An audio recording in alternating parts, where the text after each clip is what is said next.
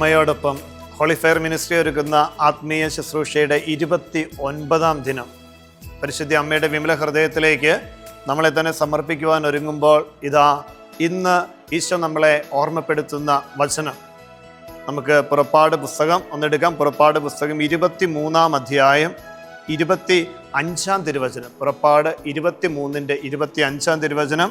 വചനം എങ്ങനെയാണ്? നിങ്ങളുടെ ദൈവമായ കർത്താവിനെ നിങ്ങൾ ആരാധിക്കണം, അപ്പോൾ നിങ്ങളുടെ ഭക്ഷ്യവും പാനീയവും ആശീർവദിക്കും. നിങ്ങളുടെ ഇടയിൽ നിന്ന് രോഗം നിർമ്മാർജ്ജനം ചെയ്യും.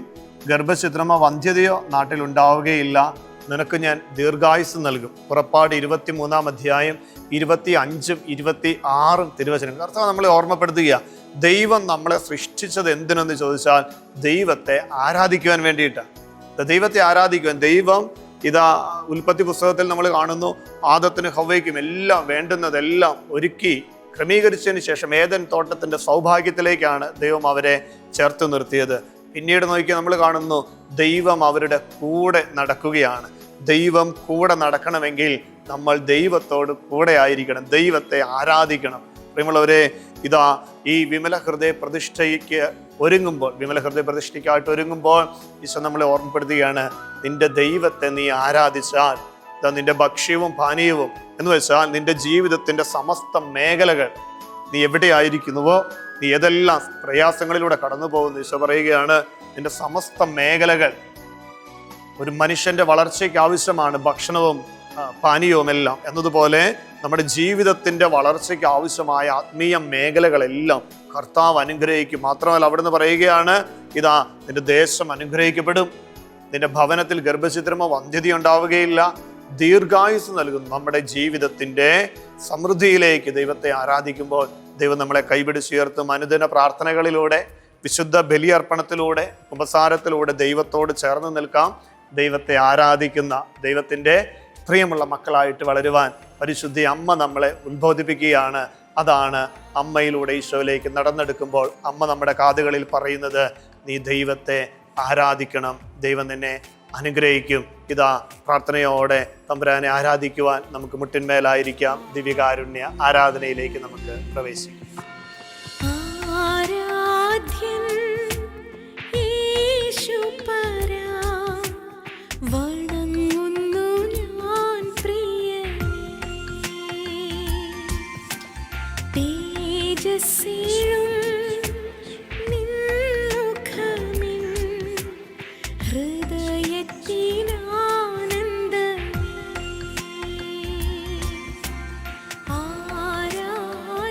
പ്രാർത്ഥനയോടെ ഈശോയെ നമുക്ക് ആരാധിക്കാം. പരിശുദ്ധ പരമാദിവികാരൻ ഈശോയ്ക്ക് നേരവും ആരാധനയും സ്തുതിയും പുകഴ്ചയും ഉണ്ടായിരിക്കട്ടെ.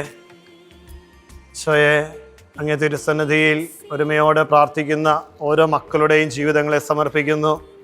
ഇന്ന് അങ്ങ് ഞങ്ങളെ അനുസ്മരിപ്പിക്കുന്ന വചനം, ഞങ്ങളെ പഠിപ്പിക്കുന്ന വചനം ഇതായിരുന്നല്ലോ, നിങ്ങളുടെ ദൈവമായ കർത്താവിനെ നിങ്ങൾ ആരാധിക്കണം, അപ്പോൾ നിങ്ങളുടെ ഭക്ഷ്യവും പാനീയവും നിങ്ങളുടെ ദേശം മുഴുവനും നിങ്ങളായിരിക്കുന്ന ഇടങ്ങളെല്ലാം സമൃദ്ധമായി അനുഗ്രഹിക്കപ്പെടും, ഭവനങ്ങൾ അനുഗ്രഹിക്കപ്പെടും. കർത്താവെ, തിരുസന്നിധിയിലേക്ക് ഞങ്ങളെ തന്നെ സമർപ്പിക്കുകയാണ്.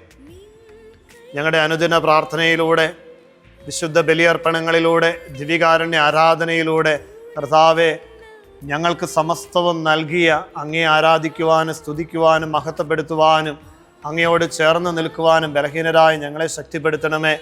ദിവ്യകാരുണ്യ ഈശോയെ, ഈ ശുശ്രൂഷയിൽ പങ്കെടുത്ത് പ്രാർത്ഥിക്കുന്ന ഓരോരുത്തരെയും സമർപ്പിക്കുന്നു. അങ്ങയെ ആരാധിക്കുമ്പോൾ നിങ്ങളുടെ ജീവിതത്തിൻ്റെ സമസ്ത മേഖലകളും അനുഗ്രഹിക്കപ്പെടും.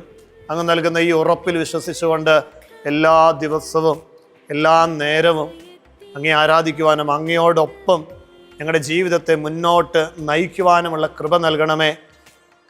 ഈ ദിവ്യകാരുണ്യ സന്നിധിയിലേക്ക് ഈശോയെ, നിന്നെ ആരാധിച്ച് പ്രാർത്ഥിക്കുന്ന ഓരോ മക്കളുടെയും പ്രാർത്ഥനകളെ, യാചനകളെ, നിയോഗങ്ങളെ ചേർത്ത് വയ്ക്കുന്നു. ഹോളിഫെയർ മിനിസ്ട്രിയോട്, ഈ ശുശ്രൂഷയോട് പ്രാർത്ഥന ചോദിച്ചിരിക്കുന്ന അനവധിയായ പ്രാർത്ഥന നിയോഗങ്ങളെ ചേർത്ത് വയ്ക്കുന്നു. കർത്താവെ, ഏറ്റെടുക്കണമേ, ആശീർവദിക്കണമേ, അനുഗ്രഹിക്കണമേ. പരിശുദ്ധാത്മാവിൻ്റെ കൃപാവര ദാനങ്ങളാൽ നിറയ്ക്കണമേ. പരിശുദ്ധ അമ്മയോട് ചേർന്ന് പ്രാർത്ഥിക്കുന്ന, മാധ്യസ്ഥ അപേക്ഷിക്കുന്ന എല്ലാ മക്കളുടെ മേലും ദൈവമേ, ദിവ്യകാരുണ്യ ഈശോയെ, നിൻ്റെ അനുഗ്രഹത്തിൻ്റെ കരം നീട്ടണമേ.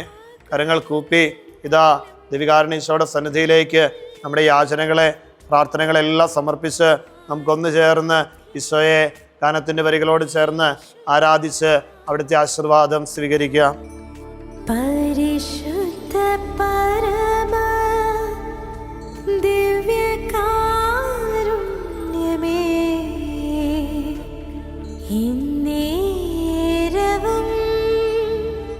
സ്തുതി ആരാധന.